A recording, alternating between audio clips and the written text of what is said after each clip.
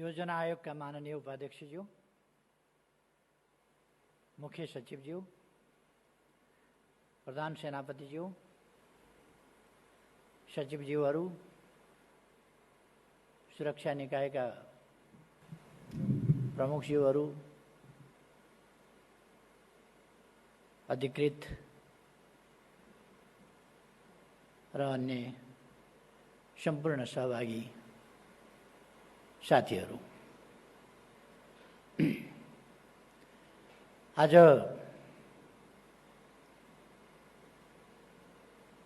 3 दिनसम्म चलेको यस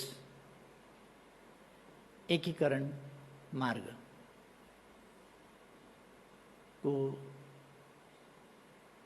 अन्त्यमा हामी आइपुगेका छौँ र समापनको सन्दर्भमा हामी छौँ। म तपाईहरुलाई सफल सेमिनारको लागि बधाई भन्न चाहन्छु र तपाईहरुले यस गोष्ठीमा गर्नुभएको मेहनत, यसबाट निकाल्नुभएका निष्कर्षहरू महत्त्वपूर्ण छन् भन्ने मैले विश्वास लिएको छु र त्यसका निम्ति म तपाईहरुलाई हार्दिक धन्यवाद भन्न चाहन्छु। एकीकरण मार्ग नेपालको वास्तवमा एउटा इतिहासको पुनर्जागरणको सम्मान, पुनर्जागरणको स्मृति, त्यसको सम्मान, त्यसको रक्षा गर्ने संकल्प र त्यसका भावी उपलब्धिहरू वा त्यसबाट हामीले भविष्यका लागि गरेका अपेक्षाहरू, यिनीहरूसँग सम्बन्धित रहेको मैले पाएको छु। मैले अघि पनि एउटा कार्यक्रममा भने, नेपाल हाम्रा पुराना शास्त्रहरूमा वर्णित भएको भूभाग हो। नेपाल पुराणहरूमा वर्णित देश हो। बीचमा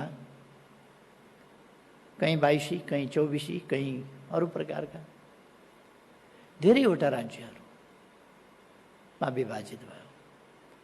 कहिले हाम्रो एकीकरणको अभियान फेरि नयाँ ढङ्गले अगाडि बढ्यो, त्यसबेला राज्यहरूको गठन, विघटन, पुनर्गठन, विलयन, उदय अनेक भइरहेको जमाना थियो।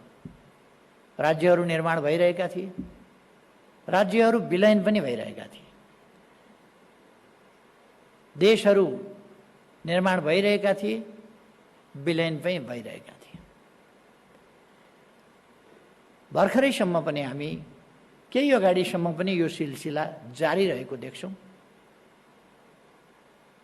हामी चाहन्छौँ अब यो सिलसिला यहीँ अन्त्य हुनुपर्दछ र राष्ट्रहरूका बीचमा अब हारजित हुने, एउटाको विस्तार अर्काको विनाश, एउटाको जित अर्काको पराजय, यस्तो युगको अन्त्य हुनुपर्दछ। आज दुनियाँमा जति राष्ट्रहरू छन्, ती राष्ट्रहरूको अस्तित्व त्यस रूपमै रहनुपर्दछ र तिनले आफ्नो स्वतन्त्रताको उपभोग गर्दै, सार्वभौम सत्ताको उपभोग गर्दै अगाडि जान पाउनुपर्दछ। आजको विश्व अब युद्धको होइन, लडाईँको होइन, शान्तिको, द्वन्द्वको होइन, मेलमिलापको हुनुपर्दछ। अबको समय कुनै पनि कुरालाई विधि सम्मत, प्रणाली सम्मत, प्रक्रिया सम्मत, संविधान सम्मत, कानुन सम्मत ढङ्गले न्यायोचित, यथोचित हक हिस्सा सबैले पाउने जमाना हो र पाउनुपर्छ। त्यसका लागि आज संयुक्त राष्ट्रसङ्घ छ, संयुक्त राष्ट्रसङ्घका विभिन्न निकायहरू छन् र विभिन्न सङ्घ संस्थाहरू विश्व शान्तिको पक्षमा क्रियाशील छन्। यसको अर्थ राज्यहरूको अस्तित्वको पक्षमा छ।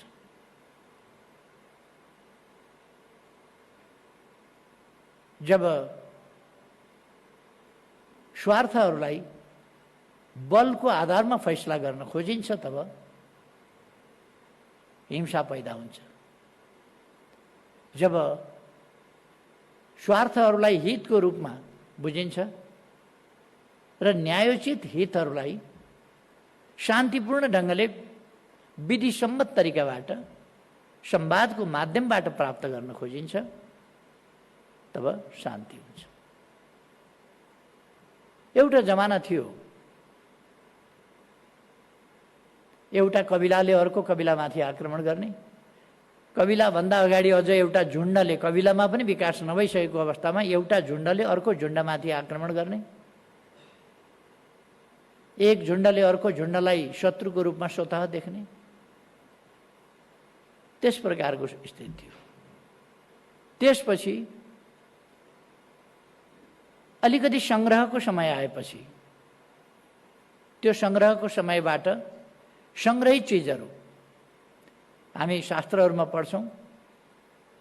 विराटका गाई लुटिएका थिए, बृहन्नाला रूपी अर्जुन विराट राजाका गाईहरू फर्काउन गएका थिए र उनले युद्ध लडेर गाईहरू फर्काएका थिए। अथवा एक हुल गाईका लागि युद्ध हुन्थ्यो।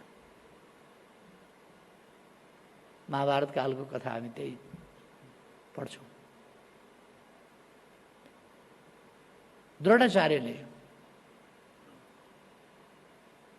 किन मेरो पक्षमा लागेनौ भन्दा उनले जवाफ दिन्छन्, मेरो छोरो एउटा गाई माग्न जाँदा तिमीले एउटा गाई पनि दान दिएका थिएनौ। गरिबीको अवस्थामा मलाई एउटा गाई दान दिएका थिएनौ, त्यसकारण मैले तिमीसँग शत्रुता गर्नु पर्यो। अर्थात् एउटा गाईका लागि पनि शत्रुता हुने, गाईहरू लुटिने। यो के थियो भने एउटा झुन्ड र अर्को झुन्ड स्वार्थहरूका लागि, हितहरूका लागि एउटाले सङ्ग्रह गरेको गोधन होस् अथवा अरू धन होस्।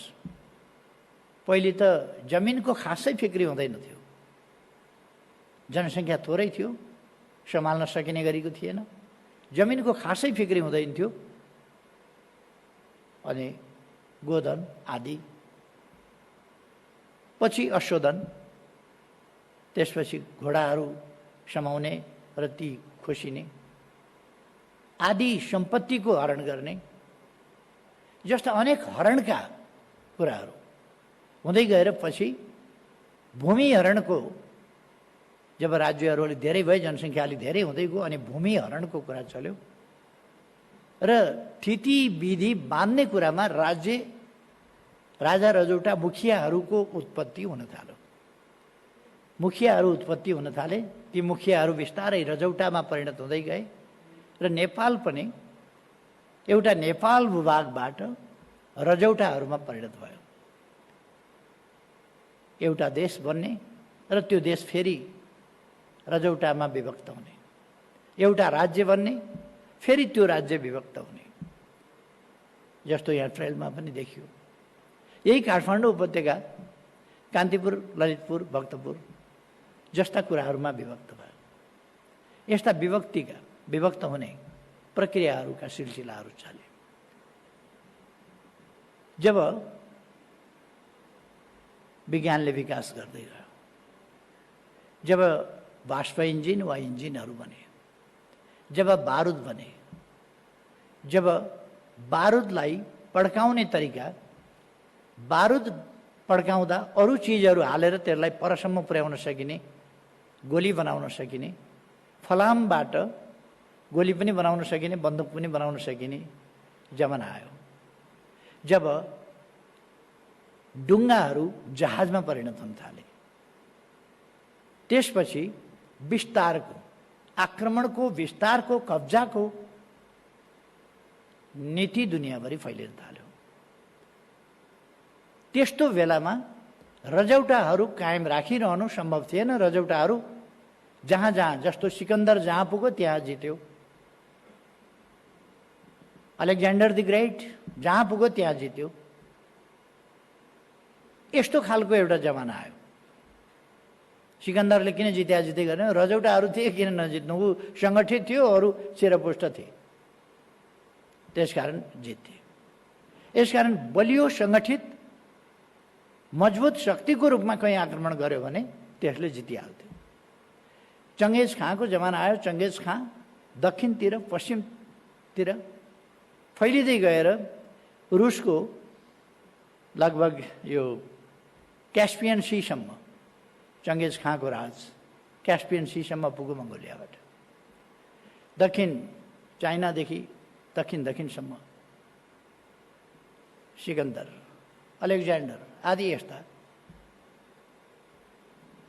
अनेक योद्धाहरू निस्किए, कमान्डरहरू निस्किए, जसले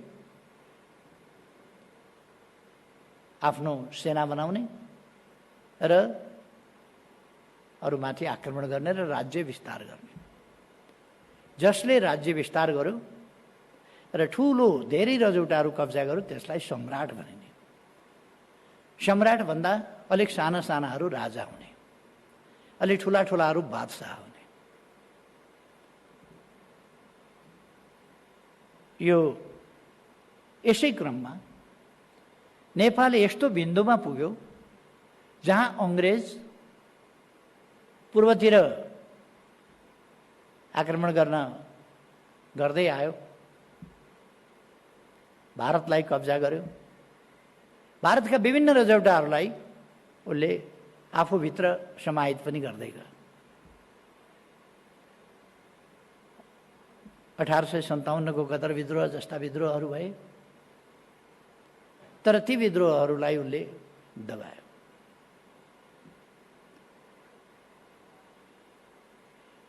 र उत्तरतिर पनि एकातिर जापान एउटा साम्राज्यको रूपमा विस्तार हुँदै मन्चु प्रान्तमा 1931 मा पुग्दाखेरि पनि आक्रमण गरिराखेका थियो र सम्राट बनाइराखेका थियो भने त्योभन्दा अगाडिका समयमा ब्रिटिसहरू, फ्रान्सहरू, उनीहरूको एउटा आक्रमणको समय बढ्दै गयो र यस वेगमा चाहिँ अफ्रिकातिर, एटलान्टिक पश्चिमतिर, खास गरेर स्पेन र ब्रिटेनको बढी लडाइँ पर्यो। अफ्रिकातिर ब्रिटेन र फ्रान्सको बढी प्रतिस्पर्धा भयो। दक्षिण पूर्व एसियातिर फ्रान्स र बेलायतको बढी प्रतिस्पर्धा भयो। यता पनि फ्रान्स र बेलायतको अलिक प्रतिस्पर्धा भयो, तर फ्रान्स यसमा जम्न सकेन र अङ्ग्रेजले राज्य विस्तार गर्ने क्रममा उपनिवेश भए पनि उसले आफ्ना अधीनस्थ भूमिलाई विस्तार गर्ने क्रममा नेपालमाथि पनि आक्रमण गर्नेवाला थियो नि।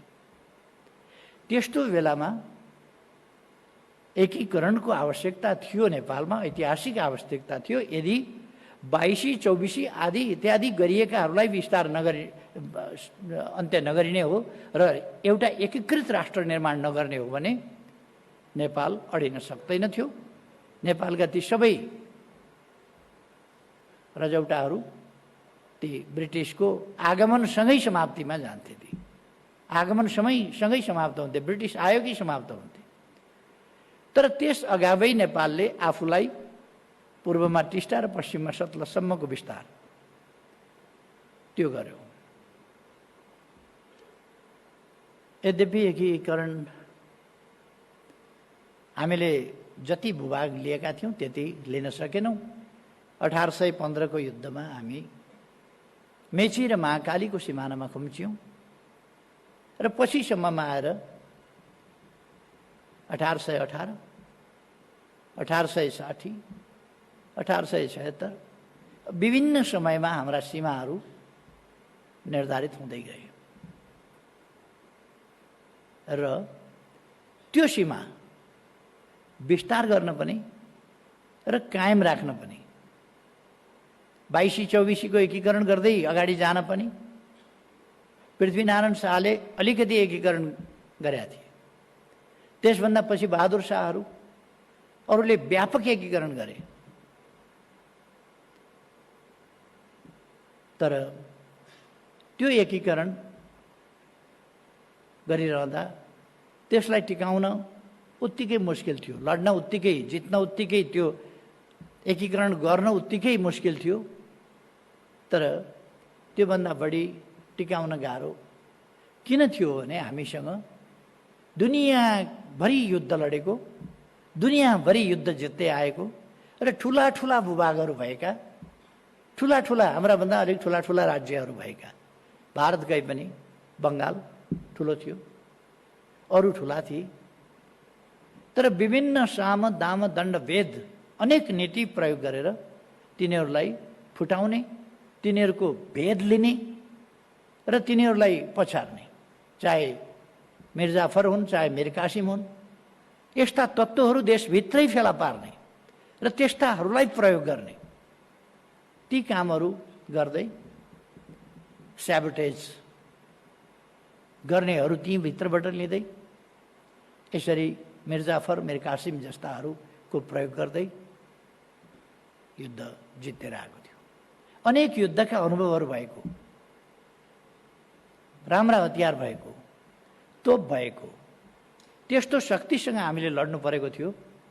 म आजको पुस्ताको तर्फबाट हाम्रा पुर्खाहरूलाई धन्यवाद भन्न चाहन्छु, प्रशंसा गर्न चाहन्छु, उहाँहरूको वीरगाथालाई सलाम भन्न चाहन्छु। उहाँहरूले जे गर्नुभयो देशका लागि। त्यस्तो अवस्थामा यी विभिन्न आज हाम्रा लागि हेर्न इतिहासका विषय भनेका छन् गढीहरू, किल्लाहरू। तर ती गढीहरू, ती किल्लाहरू हिजो राष्ट्र बचाउने गढीहरू हुन्, किल्लाहरू हुन् र तिनीहरूमा बलिदानबाट, ती गढीहरूमा बगेको रगत, ती गढीमा पाएको कष्टबाट हामीले आज देश भन्न पाएका छौँ।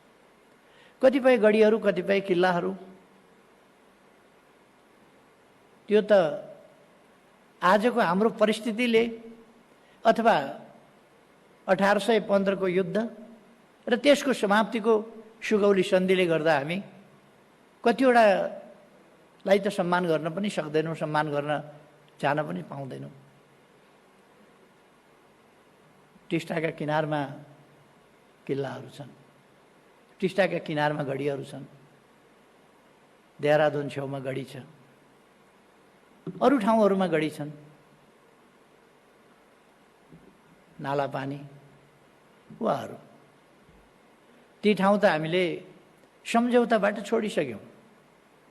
1816 जनवरीमै हामीले सम्झौता गरेर ती ठाउँ छोडेर मार्चमा त्यसलाई विधिवत रेटिफाई गर्ने भन्छ नि, त्यसलाई अनुमोदन गरेर हामीले ती भूभाग त छोडिसक्यौँ। यस्तो हुन्छ इतिहासमा। तर हामीले जुन भूभाग 1816 को मार्चमा हामीले प्राप्त गर्यौँ या त्यसभन्दा पछि प्राप्त गर्यौँ, त्यो भूभाग जुन आज हाम्रो नक्सा छ, त्यसमा यो नक्सा गौरवपूर्ण इतिहास बोकेको नक्सा छ। देशहरूका बीचको द्वन्द्वको कारणले होइन, अरूका भिडन्तको कारणले होइन, अरूका षड्यन्त्र र योजनाको कारणले होइन, हाम्रो आफ्नो पहिचान, आफ्नो इतिहास, आफ्नो परम्परा, आफ्नो गौरवको कारणले, हाम्रा बहादुर पुर्खाले लडेर बचाएको, बनाएको र बचाएको कारणले आज नेपाल राष्ट्रको रूपमा छ। यो इतिहास, यस इतिहासको गौरव, यसलाई खोज अध्ययन अनुसन्धान गर्न, यसका स्मृतिहरूलाई ताजा गर्न, इतिहासको तथ्यपरक खोज अध्ययन अनुसन्धान गर्न र त्यसलाई स्थापित गर्न, आउँदो पुस्ताले त्यो कुराहरू नबिर्सियोस्। हाम्रा पूर्वजहरूको बलिदान, हाम्रा पूर्वजहरूको योगदान आउँदो पुस्ताले नबिर्सियोस्। यो साना दुःखले आर्ज्याएको मुलुक होइन। यो नेपाली जनताको बहादुरीबाट बनेको मुलुक हो। यसको अगुवाई पृथ्वीनारायण शाहले गरे, बहादुर शाहले गरे, अरू विभिन्न व्यक्तिहरूले गरे, सेनाका अधिकृतहरूले गरे, जवानहरूले गरे।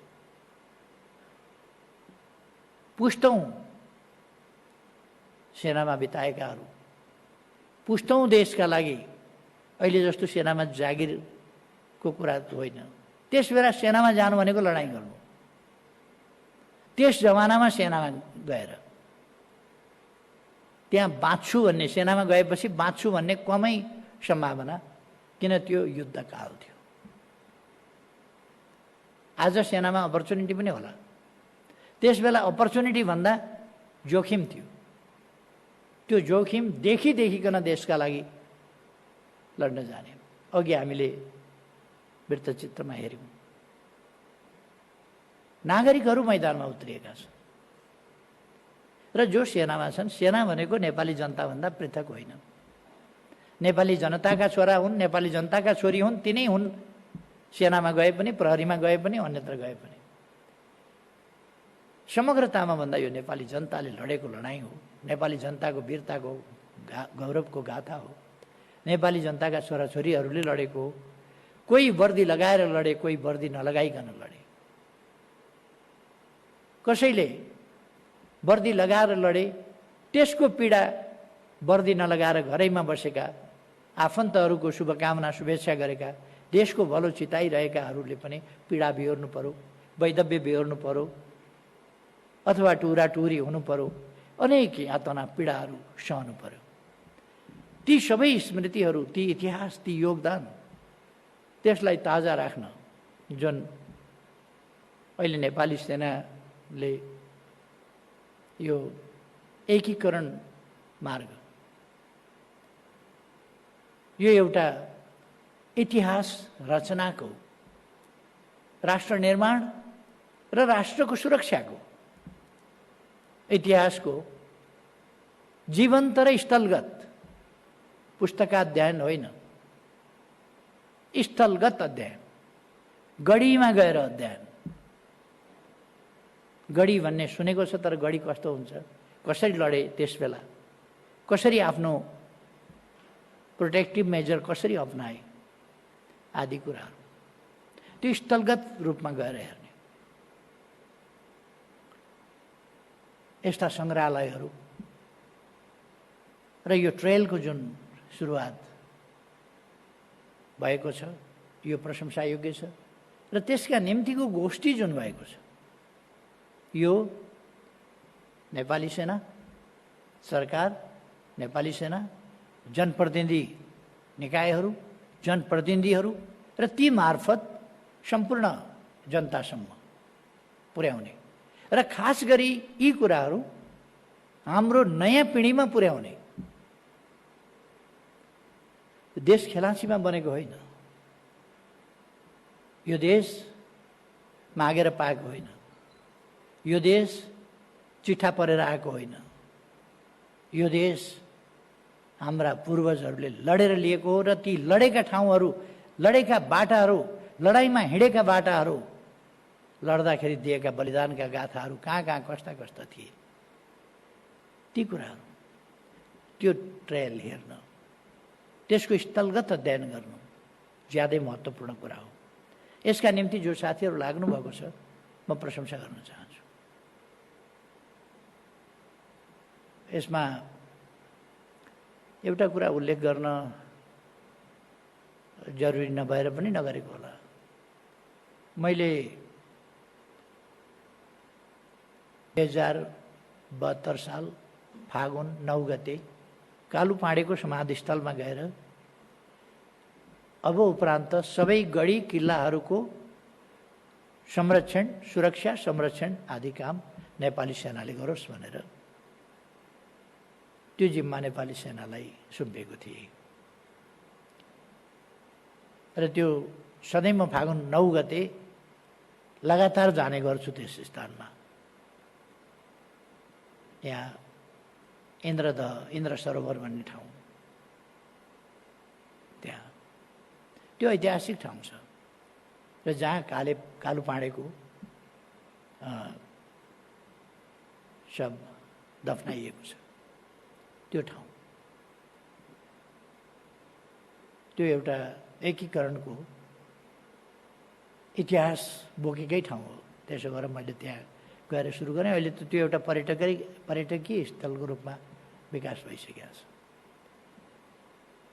र त्यहाँ एउटा गढी भत्काइसकिएछ। भत्काइ नै सक्यो, त्यो गढी मासि नै सक्यो र त्यहाँ खानेपानीको ट्याङ्की बनाइँदै रहेछ। मैले अब जति भत्कियो अब उपरान्त गढीहरू नभत्क्यौँ, अरू गढीहरू पनि छन् ती नभत्क्यौँ, बरु त्यसको संरक्षण होस् र अरू त्यसको संरक्षणका लागि यसलाई पर्यटकीय एउटा गन्तव्यको रूपमा काठमाडौँबाट पनि नजिकै छ, सजिलो छ यसलाई एउटा गन्तव्यको रूपमा लैजाउँ। अस्ति मैले हेलिकप्टरबाट जाँदा यसो हेरेँ, म पहिलोपल्ट 21 फरवरी 2016 मा त्यहाँ जाँदा एउटा चिहान थियो, अरू केही पनि थिएन। त्यो ठाउँ अहिले एउटा पर्यटकीय स्थलको रूपमा गन्तव्यको रूपमा भएछ भन्ने कुरा त्यहाँ 12-15वटा गाडीहरू, मान्छेहरू हिँडिरहेका सलबलाइरहेका, त्यहाँ भ्यू टावर, त्यहाँ रेस्टुरेन्ट आदि अनेक बनेकोबाट देखियो। यस्तो हामीले जाने गऱ्यौँ भने, त्यसलाई प्रचार गऱ्यौँ भने मानिसका लागि गन्तव्यको ठाउँ पनि हुन्छ र उसले इतिहास पनि बुझ्ने मौका पाउँछ। इन्द्रदहमा गयो भने कालुपाँडेको इतिहास बुझ्छ, कालुपाँडेको इतिहास बुझ्छ भने पृथ्वीनारायण शाह कालुपाँडे रङ्गनाथहरूको सम्बन्ध के थियो त्यो कुरा बुझ्छ। कालुपाँडेको त्यहाँ त्यो चिहान किन त्यहाँ छ, कालुपाँडेको समाधिस्थल किन त्यहाँ छ त्यो कुरा बुझ्छ। कहाँ कालुपाँडे मारिया थिए, त्यसपछिको इतिहास के भयो उसले खोज्छ। फेरि त्यसपछि उसले दामोदर पाँडे खोज्छ, अरू पाँडेहरू खोज्छ।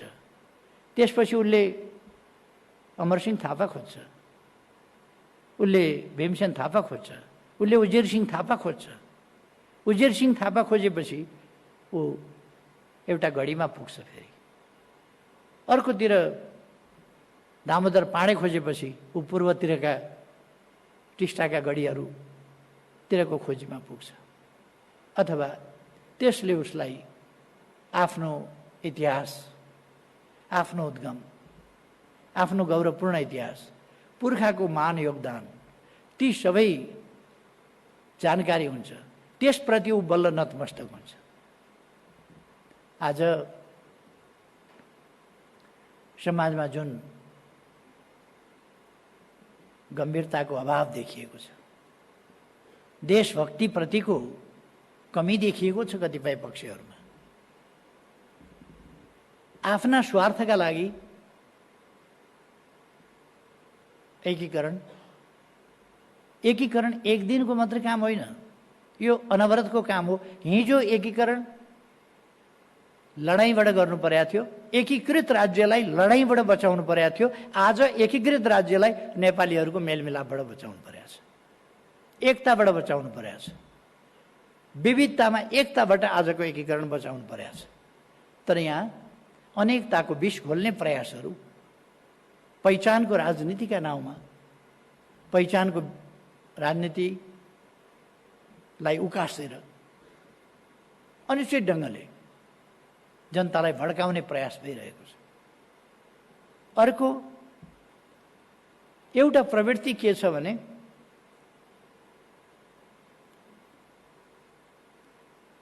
एकीकरण गर्ने पृथ्वीनारायण शाहले एकीकरणको प्रारम्भ गरे, अगुवाई गरे। उनका वंशज केहीले, सबै वंशजले गरेका छैनन्। सबै वंशजले राष्ट्रहितको पक्षमा त्यसरी उभिन पनि सकेका छैनन्। केही, उहाँभन्दा पछिका केहीले बहुतै महत्त्वपूर्ण काम गरेका छ एकीकरणको नाममा। र हामीले जे यथार्थ हो त्यस यथार्थलाई सम्मान गर्छौँ, सलाम गर्छौँ। जुन यथार्थ होइन र मिथको रूपमा भजाउन खोजिएको छ, फिजाउन खोजिएको छ, त्यसलाई अस्वीकार गर्छौँ। हामी आजको सन्दर्भमा एकीकरण के हो, एकीकरणका लागि आज के गर्नुपर्दछ? इतिहास बुझ्न पर्दछ, हाम्रा पूर्वजको योगदान बुझ्न पर्दछ, राष्ट्र निर्माणको इतिहास बुझ्न पर्दछ, राष्ट्र बचेको इतिहास बुझ्न पर्दछ। निर्माणको मात्रै प्रश्न छैन, राष्ट्र बचेको प्रश्न छ। र राष्ट्रको स्वाभिमान माथि उठाउन कसले के गरे त्यसको इतिहास बुझ्न पर्दछ। अमरसिंह थापा 74 वर्षको उमेरमा तरबार बोकेर लडाइँको युद्धको मैदानमा थिए। उमेर लडाइँ गर्ने उमेर होइन। सेनापति भए पनि ब्याकमा बसेर कमान्ड मात्रै गर्ने, हेडक्वार्टरबाट कमान्ड गर्नुपर्ने हो। तर अमरसिंह थापा युद्धका मैदानमा थिए। 74 वर्षको उमेर युद्ध लड्ने उमेर होइन, तर हातमा तरबार लिएर गएका थिए। वीरभक्ति थापा तोपको मोहरी सामु गएर युद्ध गरेका थिए र तोपको मोहरीले उनलाई उडाएको थियो, तोपको गोलाले उडाएको थियो। भीमसेन थापा झुटा आरोप र लान्छना साथ मारिएका थिए, तर उनको योगदान असाधारण थियो। भीमसेन थापाको जसरी हत्या गरियो, हिरासतमा हत्या गरियो, बहुत दुःखद च्याप्टर हो, अन्धकारपूर्ण च्याप्टर हो नेपालको इतिहासमा। त्यस्तो विभत्स घटना षड्यन्त्रपूर्ण ढङ्गले झुटो तरिकाका साथ, झुटो अफवाहका साथ चलाइनु हुँदैन। यो नेपालमा हुन्छ घटना एउटा, अफवाह चल्छ अर्को। अनि डरले हामी अफवाहका पछाडि कुद्छौँ, सत्यका पछाडि कुद्न आँट गर्दैनौँ। त्यस्तो हुँदैन। हामीले सत्यका साथमा उभिनुपर्छ। भीमसेन थापाको प्रशंसा गर्नुपर्दछ। भीमसेन थापाको जसरी हिरासतमा हत्या भयो त्यो कायरतापूर्ण कुरा हो। भीमसेन थापा महान हुन्। भीमसेन थापा देशभक्त मान्छे हुन्। भीमसेन थापाको योगदान, उनका खलक्कै योगदान, अमरसिंह थापा, उनका भाइहरू, उनका छोरा, उनका नातिहरू, यी सबै, उजिर सिंह पनि उनका नाति हुन्। यो उजिर सिंहको मैले किन जिकिर गरिराखेको छु भने, यदि उजिर सिंहले बुटवलमा त्यो किल्ला सम्हालेर अङ्ग्रेजलाई त्यहाँबाट नलखेटेको भए नेपाल जोगाउन गाह्रो हुन्थ्यो। किनभने पहाडतिर आएर पहाडमा प्रवेश गरेर पहाडको लडाइँ यदि जित्ने हो भने त्यसपछिको किल्ला भीमसेन थापाले सम्हालेको मोर्चा, उसमा पाल्पामा आक्रमण हुन्थ्यो। यदि बुटवलबाट जितेर अङ्ग्रेज पाल्पा पुग्थ्यो भने पाल्पा टिकाउन गाह्रो हुन्थ्यो। त्यसकारण उजिर सिंह थापा भीमसेन थापाकै छोरा हुन्। त्यसो भएर यहाँ भतिजो नयनसिंह थापाका नाति, खैर यी अनेक योद्धाहरूले लडाइँका मोर्चा सम्हालेका छन्, गफ गरेका होइन। लडाइँका मोर्चा सम्हालेका छन्। र हामीले पृथ्वीनारायण शाहप्रति मात्रै होइन, हामीले अमरसिंह थापा, वीरबलभद्र, भीमसेन थापा, भक्ति थापा लगायतका सेनापतिहरू जो आदेश दिने ठाउँमा होइन लड्ने ठाउँमा थिए, तरबार लिएर लडाइँको मोर्चामा थिए, कालु पाँडेहरू, दामोदर पाण्डेहरू जो तरबार बोकेर लडाइँका मोर्चामा थिए, आदेश दिने ठाउँमा मात्रै हो। उनीहरू पोजिसनको हिसाबले आदेश दिने पोजिसनमा थिए, तर उनीहरू पोजिसनमा आदेश दिएर अरूलाई लड्न पठाउने, आफू घर बस्ने गरेनन्। लडाइँको अग्रभागमा बसेर आऊ सेना हो भन्थे, जाऊ सेना हो होइन। लडाइँमा जाऊ सेना नभनेर आऊ सेना हो मेरा पछि भन्थे। अमरसिंह थापा त्यस्तो सेनापति थिए। 74 वर्षको उमेरमा तरबार लिएर लड्ने त्यस्ता व्यक्ति। यस ट्रेल सम्बन्धी तपाईँहरूको विचार गोष्ठीले यी विषयहरूमा गम्भीरताका साथ छलफल गर्यो होला। हामीले सबै महान पूर्वजहरू, महान पुर्खाहरू सबैको यथोचित सम्मान गर्नुपर्दछ। कसैको अलिकति बेसी बढाइ र कसैको कम बढाइ, कसैका दर सन्तानले केही नगरे पनि, भ्रष्ट भए पनि दर सन्तानको गुणगान, कसैको दर सन्तानले फलो गरिराखेका छन् त्यो गौरवपूर्ण इतिहास, तर तिनको लेखाजोखा नहुने, त्यस्तो इन्साफ हुँदैन। हामीले हाम्रो गौरवपूर्ण इतिहास रचना गर्न योगदान गरेका महान पूर्वजहरूको बिना भेदभाव आफ्ना ठाउँको आफ्नो योगदानका लागि विजयनगरजी समेत धन्यवादका पात्र छ।